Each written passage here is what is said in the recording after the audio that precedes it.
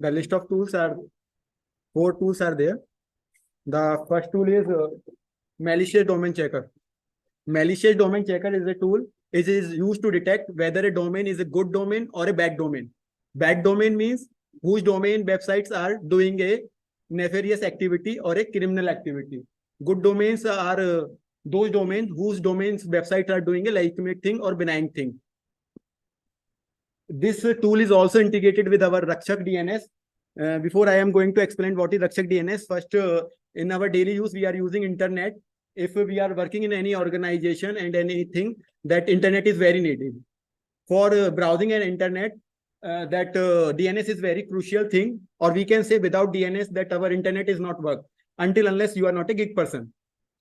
So for that company, that one more thing that we need that security and privacy features for that DNS.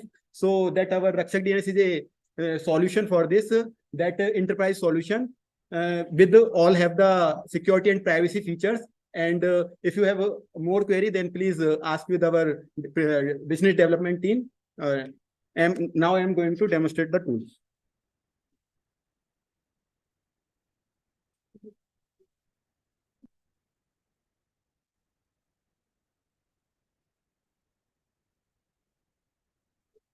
That tool is available in our portal codnsecurity.in, and that in a tool section.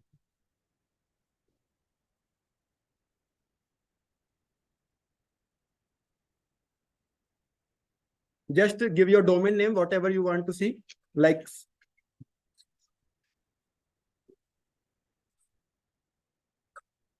and give this captcha.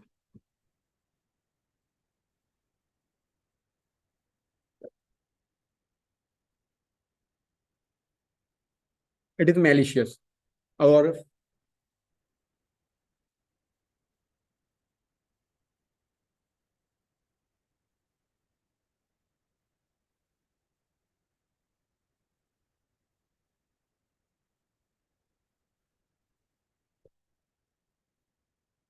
is non-malicious. Just to classify the thing, it is malicious or non-malicious. Now, second tool is typo squatting checker. It is used by the attacker, and it is also used by the attacker. Attacker used for mislead the users. It is second name also, we can say it is a lookalike domain name. By this means it is approximate similar to that legitimate domain. You can see here that cclac.in instead of cdac.in means it is looking like a similar direct similar to cdac.in.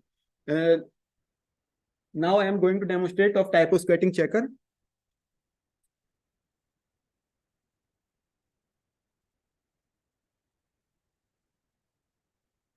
Just give the domain name, whatever you want to give.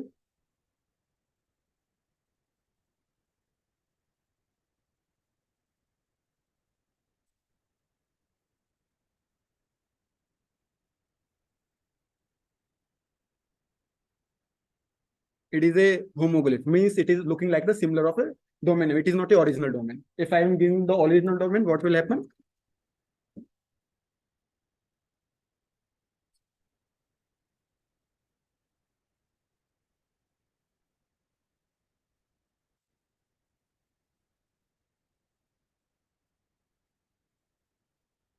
It is the original domain. Okay.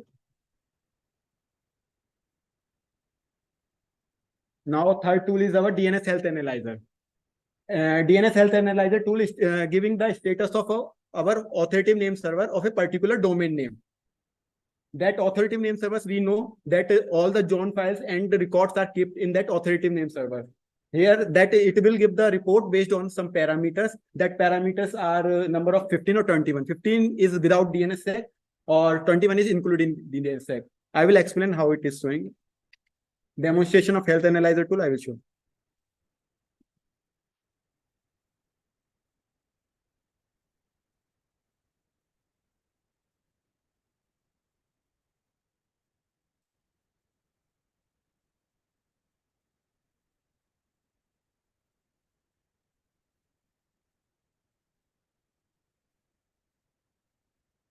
After giving the domain name, it will take some minimal time. Then it will give the report. That report will be in 2 sections.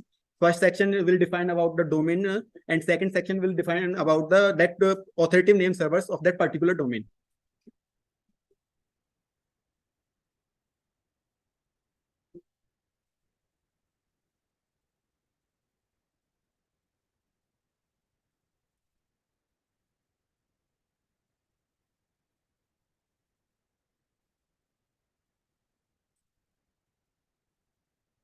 That two sections are there.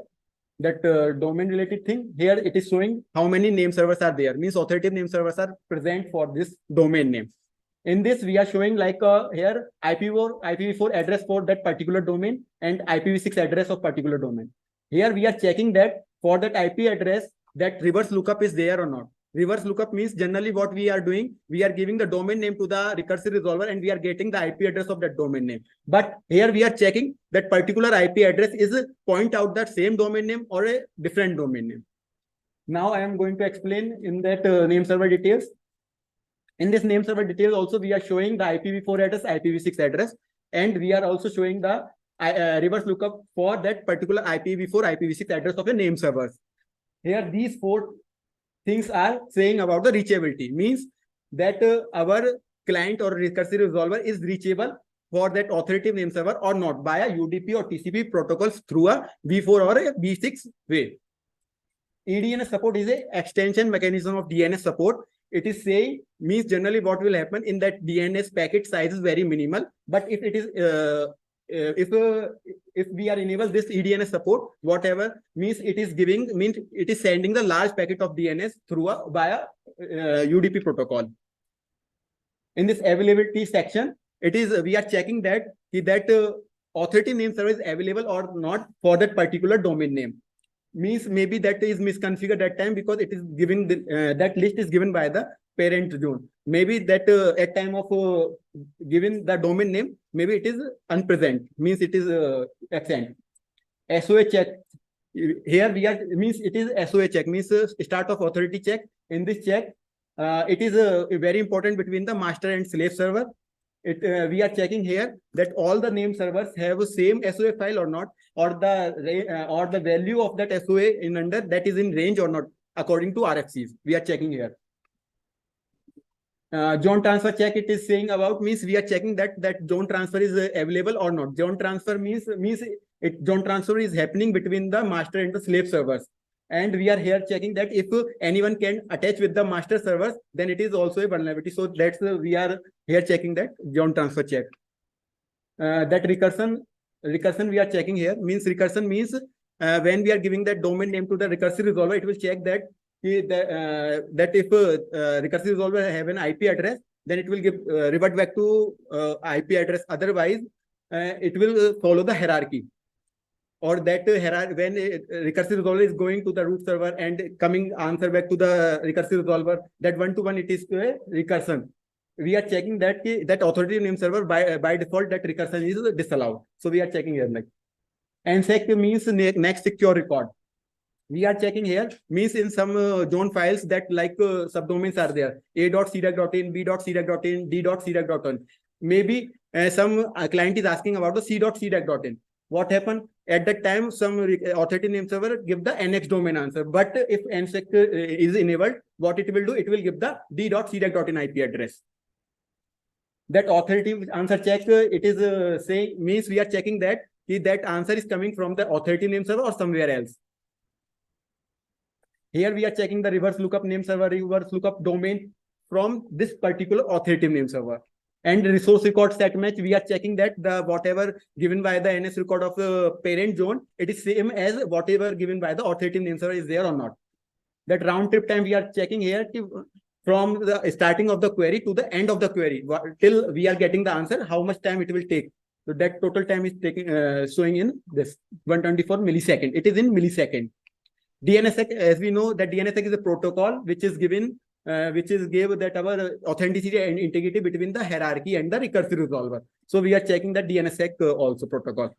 That is 15 parameters if DNSSEC is disabled. What if some sites DNSSEC is enabled? What will their parameters? 6 parameters are also there.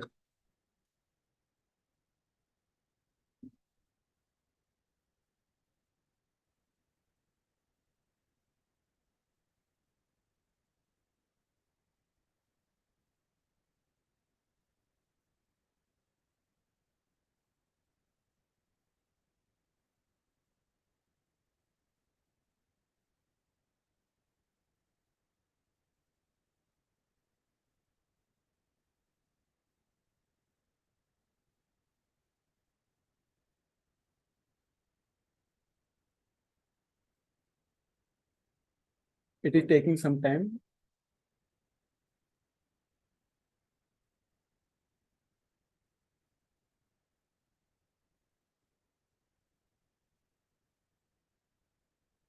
All are things same, just it has the DNSSEC enabled.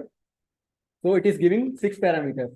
Here we are checking the RS set size check. According to RFC, that our RS set size between less than or equal to that 1232 bytes. We are checking here that RS set size is same or not.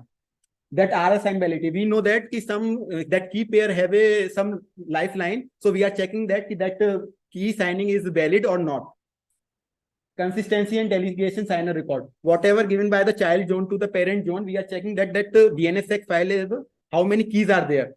Or we are continuously checking that keys are changing or not. If it is changing, means something is wrong. Here DS record and TSK match. When we are sending some DS file to that delegation signer record to that parent, that some key ID is there. So we are checking that for that authoritative name server and that parent parent zone have same key is there or not. DNS key record consistency. Here we are checking the number of key files. Or DNSSEC strength, we are checking here cryptographic algorithm. Which cryptographic algorithm? How many keys are means keys? How many bits are we using for generating a key, like 2048 bit key, 4096 bit key, like that. Or if you want to generate, means if you want to download a report in PDF format, just download it from here.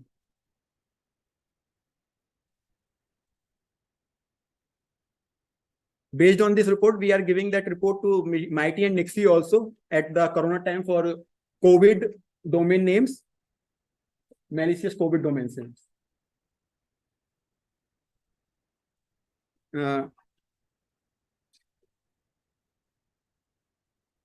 My next tool is domain Punicode identifier. This tool is also used by the attacker also, or benign also. We cannot say that only attacker can use this tool. What is actually Punicode? Punicode is nothing. It is just represent of IDNs. IDNs means internationalized domain name, Unicode character to a ASCII character. Like here, that Indian domain name, like in Hindi. That is Hindi domain name, IRF.bharat. It will convert in a ASCII character like this. This tool is giving the list of all Punicode for that particular domain name. I will show you 1 second.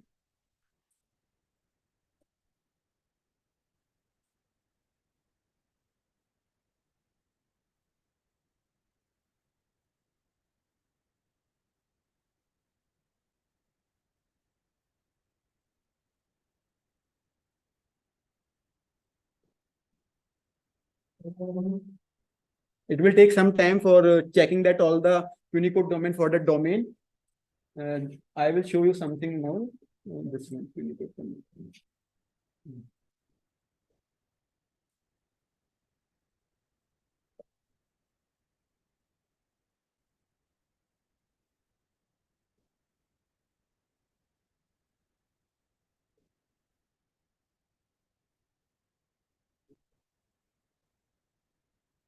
That you can check for Amazon.com how many Unicodes are available. Attacker what will do? It will means it will use this thing and just fooling the user. For this, when we are giving this A, just ASCII representation is A because it is a ASCII character only. But when we are giving that that thing, means that Unicode character, it will have some different value, but it is looking like a similar value only. Just a single character change, we can redirect to for a nefarious activity for that. That attacker can redirect to user for a nefarious activity. And thank you. That thing. Functionality point of view, we will just go to the asset. Yeah. So it will do the scanning of the entire network. You can mention the networks, what they call the size or whatever the configuration you want to provide. Either you can provide an entire network segment or depending on the requirement, you can give the input. Once that input is given, it will do the scanning.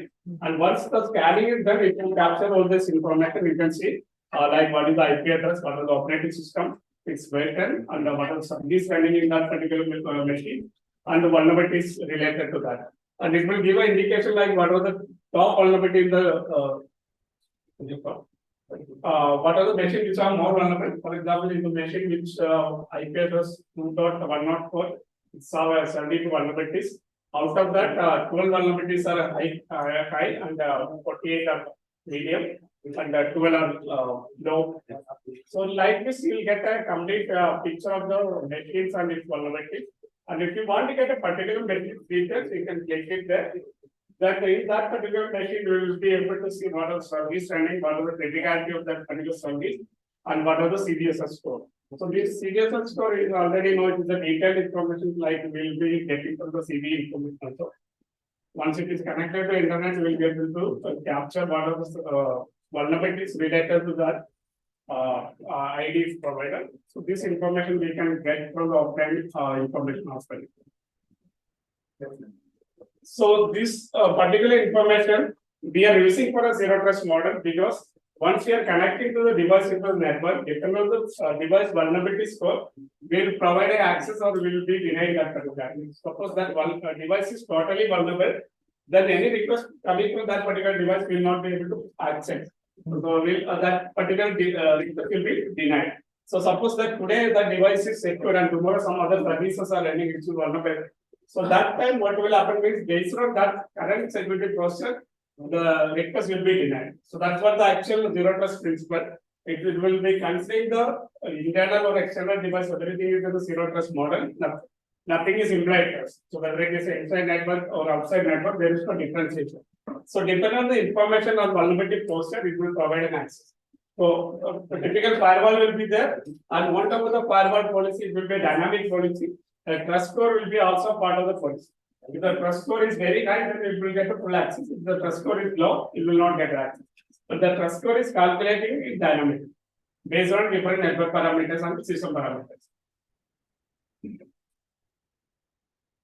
So another feature what we are providing is that suppose if you have a static information related to the assets, generally any organization has to maintain the asset list. So that list also we can export into the system as a CSV file. For example, if you have Excel sheet that can be provided there. So using that information, we can derive other parameters like whether the system is under warranty, how many system is going to expire their warranty, all those types of papers can be generated. So these are another important information which can provide is the vulnerability defects. Yeah.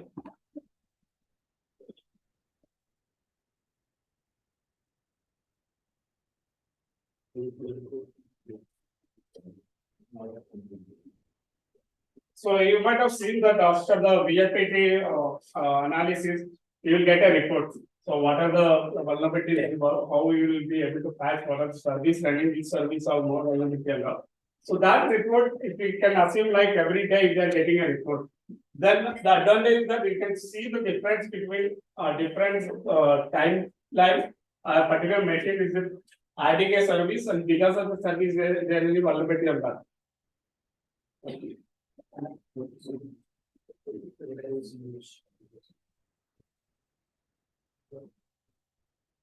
So I think it's taking time to generate the report.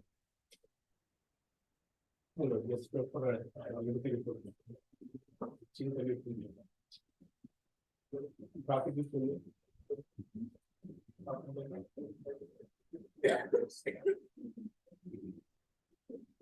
So complete profiling of a device is also possible. For example, if you want to analyze the particular machine, how many communications are there for a longer period of time, the entire profiling can be done.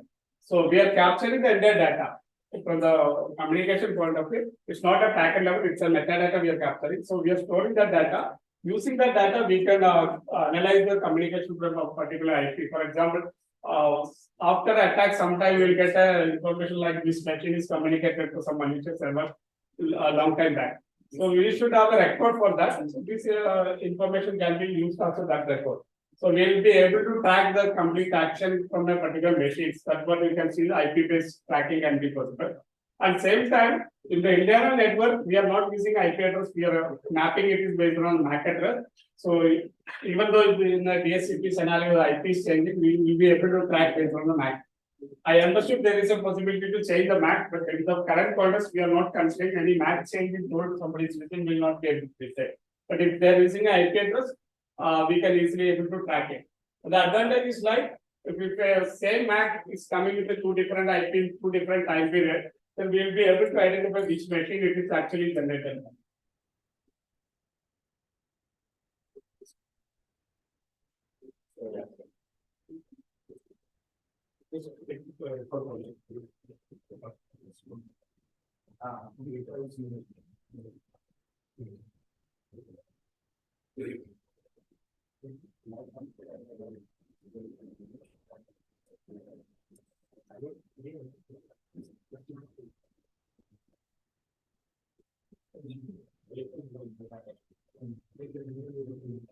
So if you say generate is the record, you can see it's more than 200 page record. It will take some more time. Not visible. This is a report. You can see it's a vulnerability report. We can use it.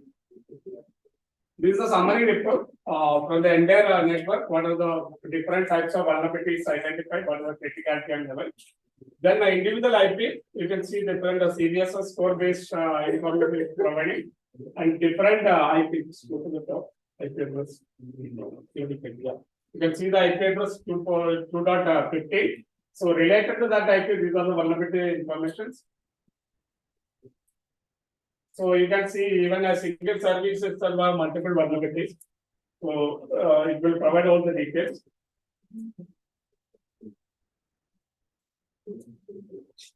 Okay, you can be able to filter based on some of the features. For example, I want to see only particular IPs information. Instead of going for the entire report, I can filter out a specific IP.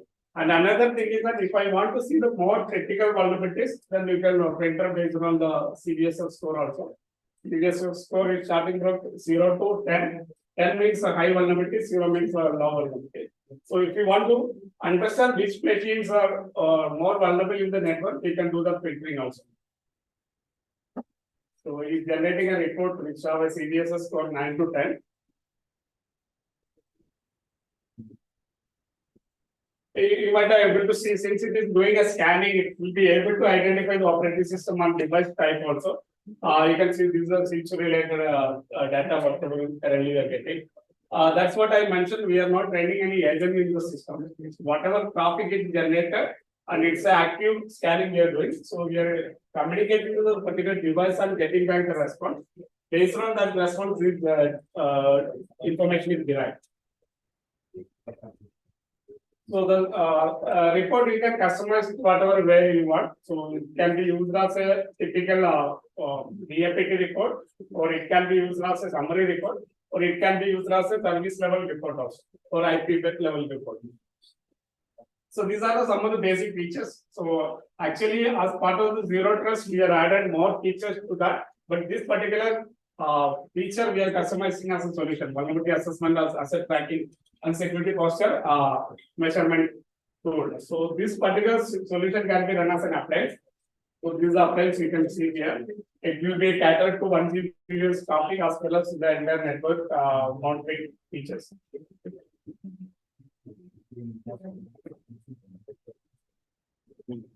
If any query related to this solution, Device you can show it. yeah, device I think it's complete. Can you just show? Connected now. Connected.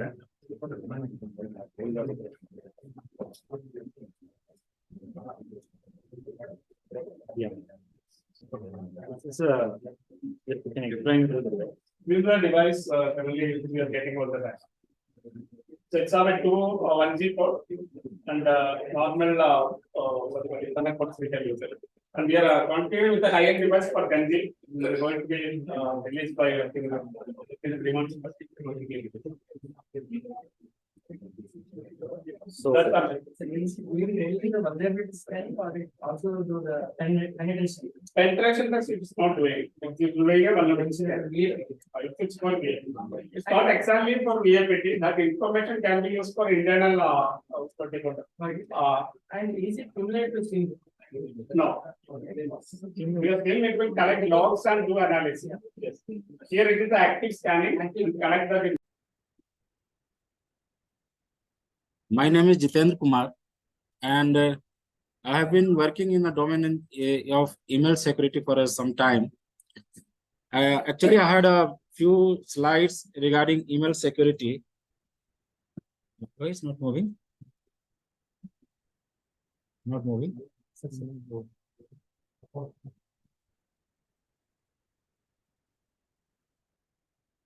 Yeah.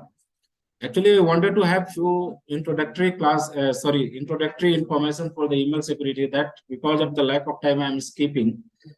And I would directly try to give a demo for a solution which we have developed it. And the solution name is Email Safeness Explorer. Many of you aware that email security is nothing but protection of your email infrastructure from the cyber attacks. Then nowadays, if you see that any organization has very larger surface attack surface area that is provided by the email, because many important communications which are happening nowadays, those important communications are happening using the email, and through email nowadays many such attacks are possible, like phishing attack, malware attacks, and like that. There are so many such attacks where primary source is the email.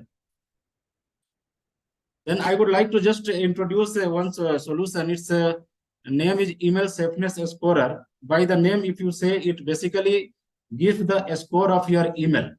If a score is less, then you can say that the particular email may be a spam or phishing email. Here, I just want to give little information about spam. You know, spam is nothing but some unwanted mail that lands into your lands in your inbox without your permission. And phishing is also some unwanted mail, but it tries to steal your personal or sensitive information like login ID, password, bank account password, something like this. They use some social engineering tricks for getting those information. Means basically this email safeness scorer, if your score is less, it says that either it's a spam or it may be phishing email. Then it provides the safeness score of your email and alert the user about possible phishing, scam, and then email spams. And this tool is privacy preserving because we are not sending your any data to the server. And if we are sending, those data are anonymized and unintelligible format. We are even sharing. And it is a machine learning based. It support personalized model. Personalized model means you will have a personal machine learning model for yourself. And it's also support continuous learning, means it can be enriched with the new data sets. And clients are available for Thunderbird and Jimbra as a plugin. Then in this email safeness explorer, you have a feature like phishing detection, spam detection, malicious URL detection, personalized model, and continuous learning. Another tool which we are saying its name is spam box. By the name suggests that it nothing but it contains a certain email. Means it contains a list of emails. Those basically name may be misleading because I am saying a spam box. It's nothing like a spam box. It may contain your genuine email as well as spam emails also. And we are also providing a spam box client for sending your email data to the server. Basically, it works like this. From the spam box client, it does pre-processing, feature extraction, and then vector expression is generated, and then it sends to the spam box server. I think this is a snapshot. I will give you a demo.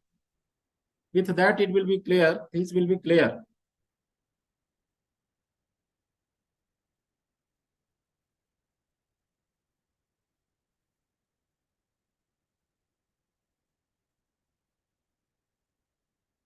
Okay, many of you would be using this Thunderbird. Have you heard about Thunderbird? Outlook Express. Actually, whenever we are using email, then we require certain email client. Your email client can be web-based client as well, like Gmail and many others. And it can be a clients which are some clients which are made for such kind of things like Thunderbird and Outlook Express. This currently whatever I am using, it is a Thunderbird. In this Thunderbird, I have installed a plugin. This plugin is Safeness Explorer. If I click here you can see for this particular email, score is very low. It means that it is either a spam or it may be a phishing email. And some other information also giving that unknown sender means the sender which has sent the mail that is not there in the contact list, and sender email authenticity could not be verified. This information I am getting through certain protocol like DEN and DMARC. I'm not going very inside into that because DEN and DMARC are certain protocols. It requires some more time. Just remember, like DEN and DMARC are certain protocol that is used for protecting you from man-in-middle attack as well as spoofing attack in the case of email. And this is another email. This is also a spam email, and you can see here score is less. And this is a genuine email, and here you can see a score is high. Then with this, if a score is low, then it says that you should not do any action for that mail. Means that if some links are there in that email, you should not click it because it may be for the phishing. It may take you to the phishing website, and there they may hack your login ID and password. That's why you should be very much. It means if this is there, then you should be cautious. And certainly, because it is a machine learning based tool, and machine learning based tool always depends on the data sets. And for enriching the your model, you require new data sets. Then this spam box, using that you can share some data set like this. This is non-spam. Suppose this is a non-spam. Suppose this is a spam email, and this has come for you. If you want to share this to the spam box, you can mark it spam, and then I can accept it because you are sharing, and then further you can report it. Once you have reported, your reported email will come here in a spam box server. And further, if you log in, you can see your contribution. Here, this is your contribution. Then this spam box provides you two things. One is the continuous learning and one is the personalized model. Suppose if you want to ask for a personalized model, suppose you are asking for a personalized model, then you can request it, and this personalized model will give you a personalized model for you. It means that it has got intelligence for mail you are receiving. Then it has got support for giving you the personalized model, and I'm saying it provides. My name is Jitendra Kumar. My name is Jitendra Kumar. My name is Jitendra Kumar.